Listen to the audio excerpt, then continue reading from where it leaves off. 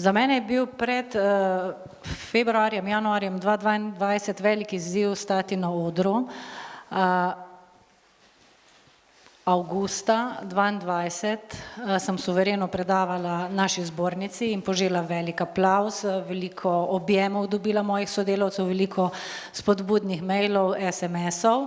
To je bil en tak prvi korak. Drugi korak je pa bil, ko sem napisala Aškerčevo lučko, to je motivacijsko besedilo, in sem ga pokazala ravnatelju, da bi to objavili na spletni strani šole. Je rekel, veš kaj, Katja, tole je super svetovno, je rekel, ampak jaz ne bom imel za 1. septembra govora, ga boš imela ti.